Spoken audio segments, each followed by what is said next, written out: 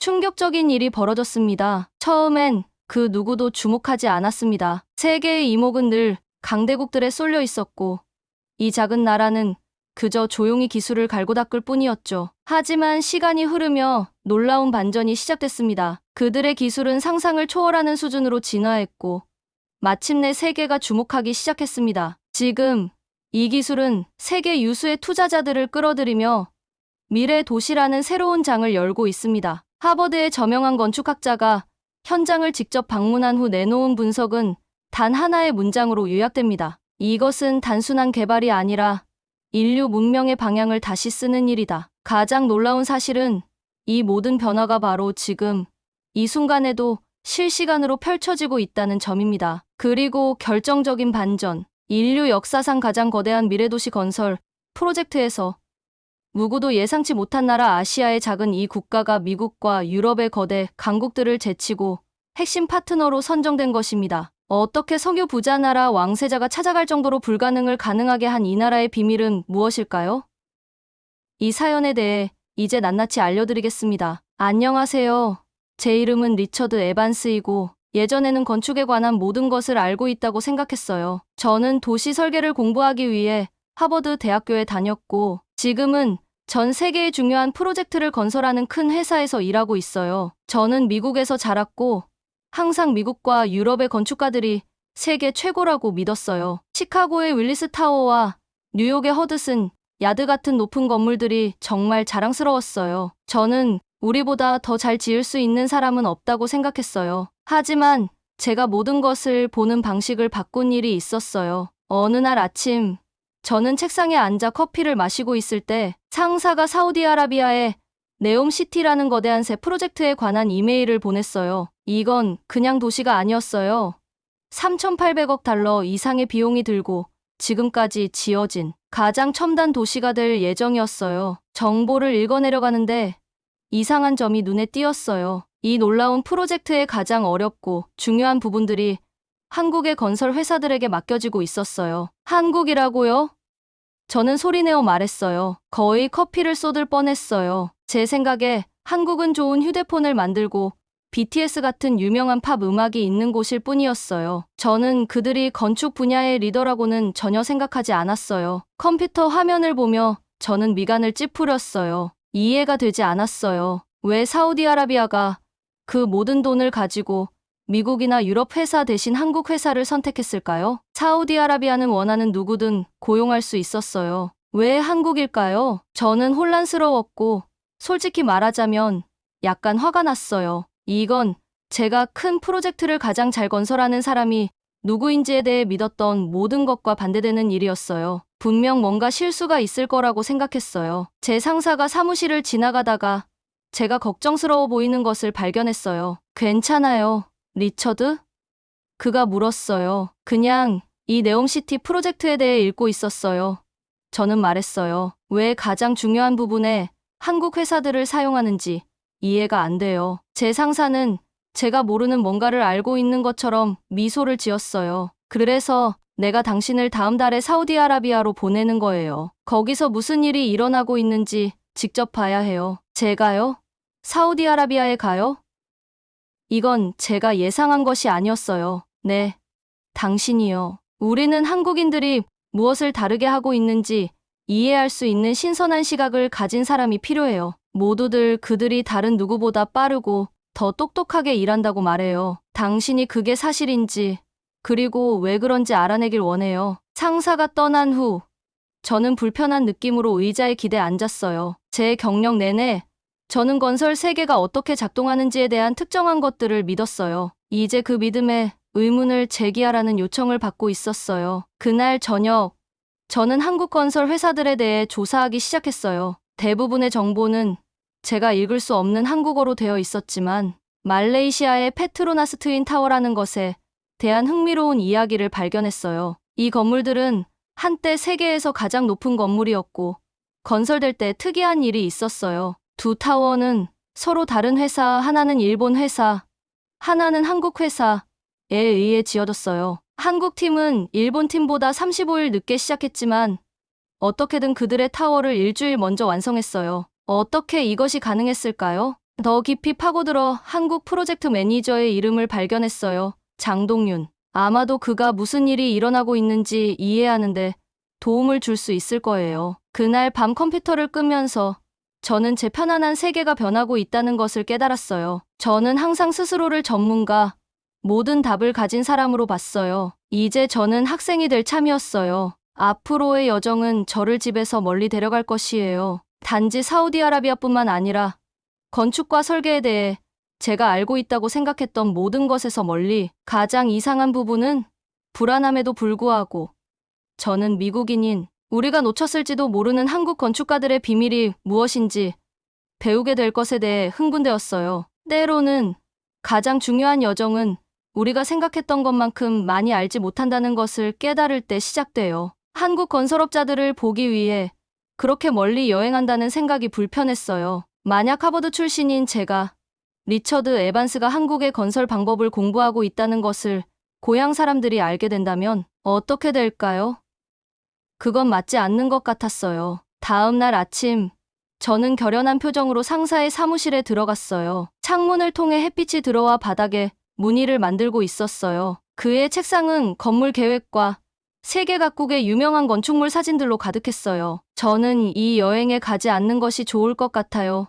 라고 말했어요. 제 목소리는 내면의 느낌보다 더 강하게 들렸어요. 저는 미국 건축 방법을 알고 있어요. 유럽 건설에 대해서도 이해하고 있어요. 하지만 한국식 접근법에 대해서는 아무것도 모르고 있어요. 상사는 서류에서 고개를 들고 부드럽게 미소 지었어요. 그는 제 말에 놀라지 않는 것 같았어요. 그것이 바로 내가 가야 하는 이유야, 리처드. 라고 그는 조용히 말했어요. 그는 책상 서랍을 열고 옆으로 몇 장의 종이가 삐져나온 두꺼운 파란색 폴더를 꺼냈어요. 최종 결정을 내리기 전에 이것을 읽어보길 바라. 그는 제게 폴더를 건넸어요. 표지에는 파란 하늘을 향해 솟아오르는 두 개의 똑같은 높은 건물 사진이 있었어요. 말레이시아의 페트로나스 트윈 타워였어요. 저는 폴더를 제 사무실로 가져와서 열어봤어요. 안에는 이 유명한 타워들이 어떻게 지어졌는지에 대한 보고서, 사진, 이야기들이 있었어요. 이 타워들이 몇 년 동안 세계에서 가장 높은 건물이었다는 것은 알고 있었지만 전체 이야기는 몰랐어요. 보고서는 놀라운 사실을 설명했어요. 1등은 하자마라는 일본 회사가 지었어요. 2등은 한국 회사가 지었어요. 한국 팀은 일본 팀이 시작한 후 35일이 지나서 작업을 시작했어요. 하지만 어떻게든 한국 팀은 일본 팀이 그들의 타워를 완성하기 일주일 전에 자신들의 타워를 먼저 완성했어요. 어떻게 이런 일이 가능했을까요?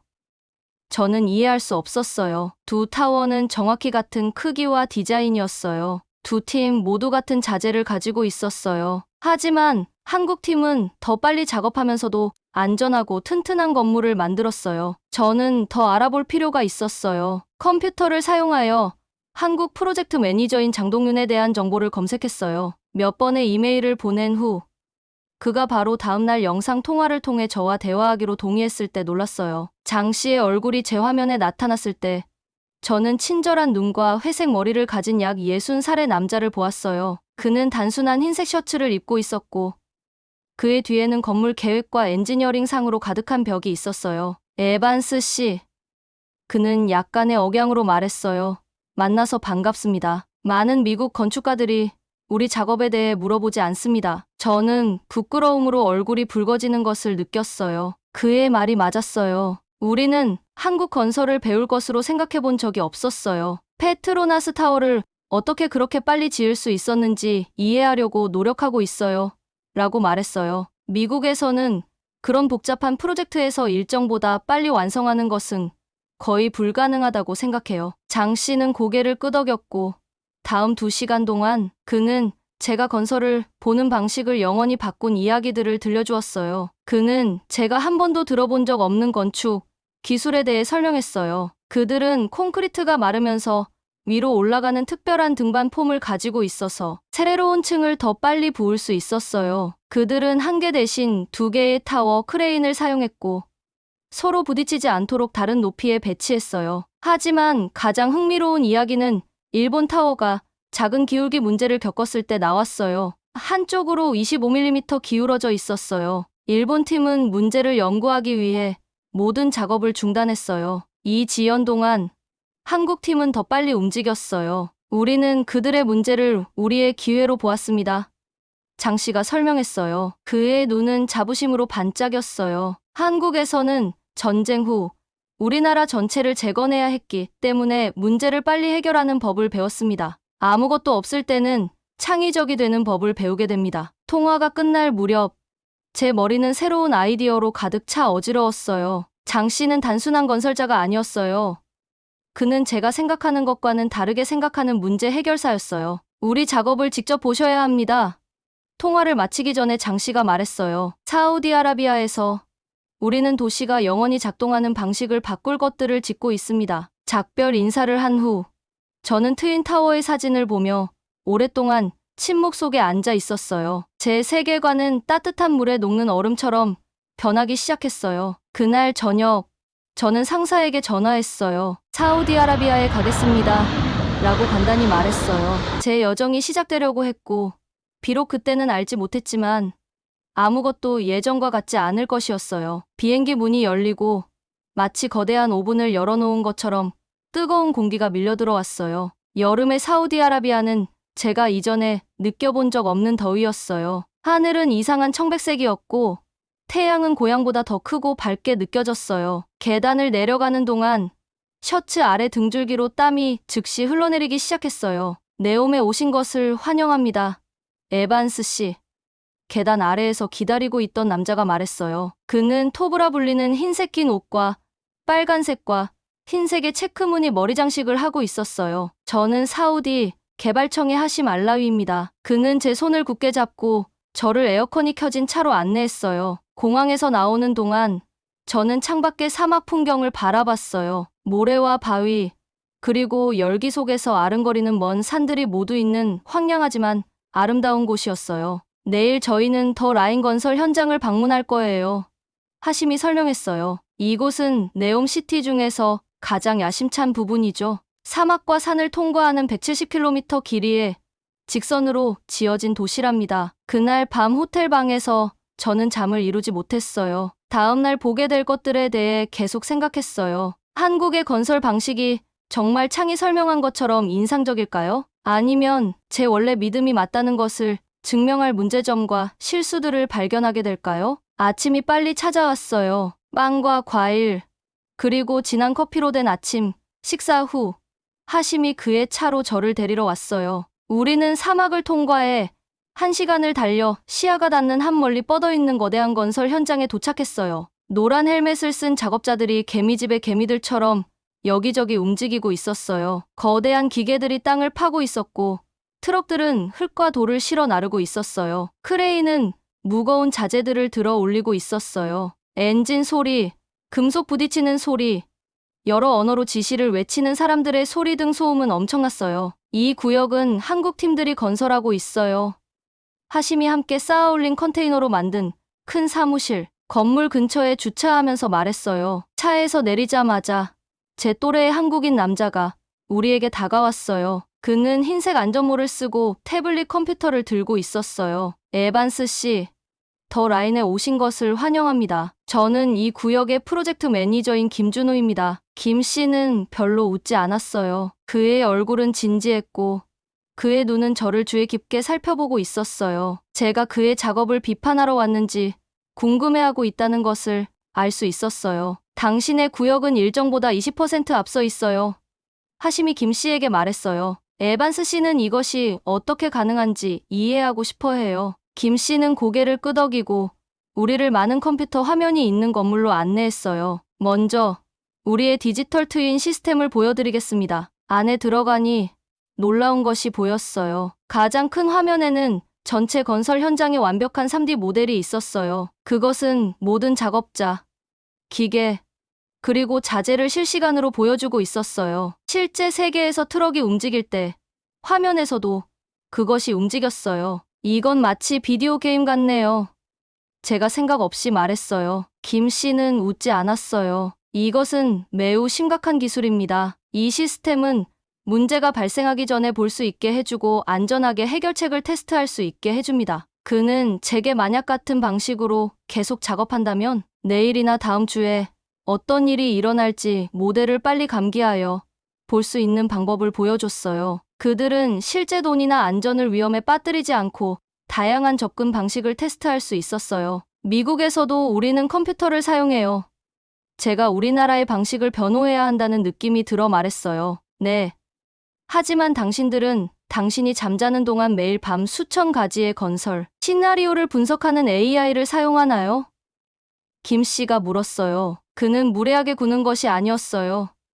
그저 직설적이었을 뿐이죠. 저는 그렇지 않다고 인정할 수밖에 없었어요. 하루 종일 김 씨는 제게 더 많은 혁신을 보여줬어요. 그들은 사람보다 3배 빠르게 바닥 패널을 설치하는 특별한 로봇을 가지고 있었어요. 그들의 콘크리트에는 강도와 온도를 무선으로 보고하는 작은 센서가 포함되어 있었어요. 그들의 작업자들은 안전을 위해 건강 상태와 위치를 모니터링하는 조끼를 입고 있었어요. 점심시간에 저는 한국 팀과 긴밀하게 일하는 젊은 사우디 엔지니어인 칼리드를 만났어요. 그는 친절했고 완벽한 영어를 구사했어요. 한국인들과 일하기 전에는 현대 건설에 대해 알고 있다고 생각했어요. 칼리드가 우리가 식사하는 동안 말했어요. 지금은 기본적인 것만 알고 있었다는 것을 깨달았어요. 그들은 우리에게 문제에 대해 다르게 생각하는 법을 가르쳐줘요. 오후에는 예상치 못한 일이 발생했어요. 지평선에 모래 폭풍이 나타났어요.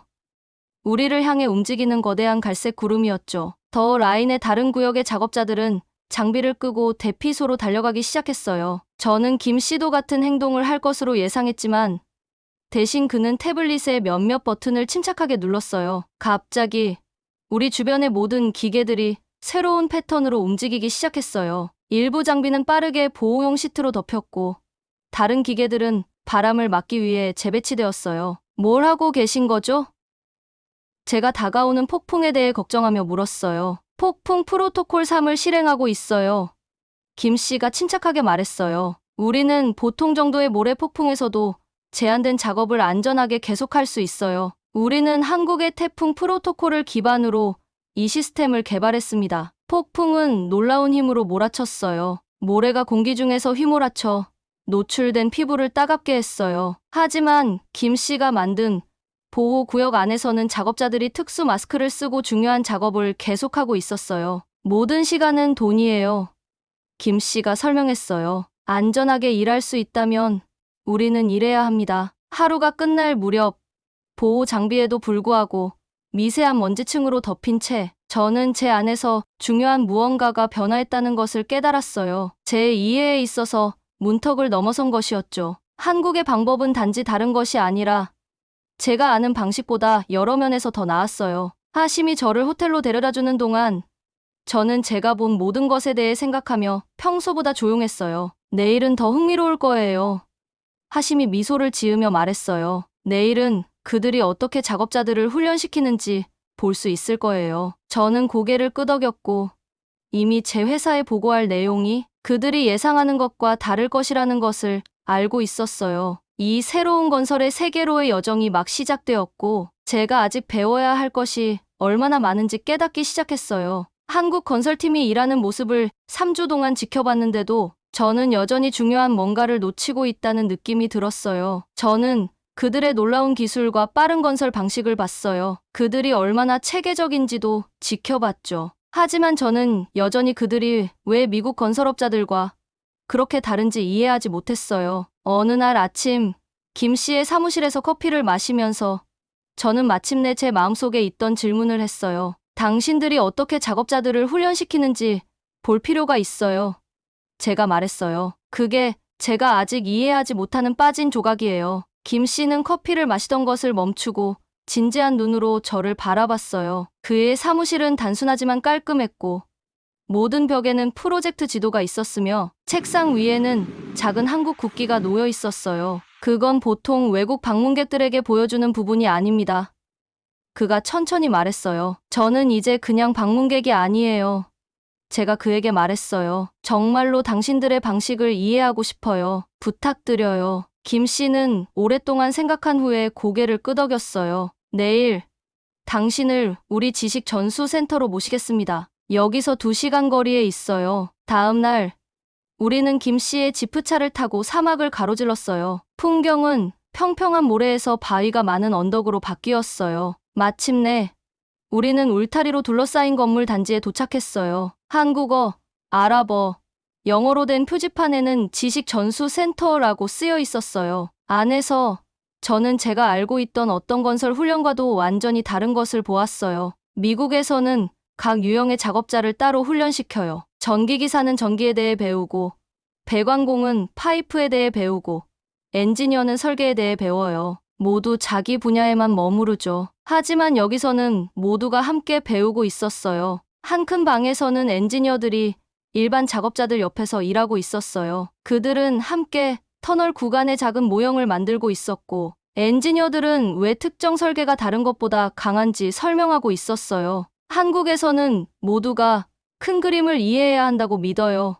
김 씨가 설명했어요. 단지 파이프를 설치하는 일을 한다 해도 왜 파이프가 특정 위치에 가야 하는지, 그리고 당신의 일이 다른 사람들에게 어떤 영향을 미치는지 알아야 해요. 다른 방에서는 작업자들이 가상현실 헤드셋을 사용해 위험한 작업을 안전하게 연습하고 있었어요. 그들은 가상 세계에서 실수를 해도 아무도 다치지 않았어요. 저를 가장 놀라게 한 것은 한국인 트레이너들이 사우디 작업자들을 대하는 방식이었어요. 그들은 인내심 있고 존중하는 태도를 보였어요. 그들은 단지 명령을 내리는 것이 아니라 이유를 설명했어요. 사우디 작업자가 좋은 아이디어를 냈을 때 한국인 트레이너들은 감사를 표하고 때로는 그들의 계획을 변경하기도 했어요. 저는 또 다른 흥미로운 점을 발견했어요. 휴게실에서는 BTS 같은 한국 팝스타들의 포스터를 봤어요. 일부 사우디 작업자들은 점심시간에 한국 TV 프로그램을 보고 있었어요. 그들은 한국 문화를 좋아해요.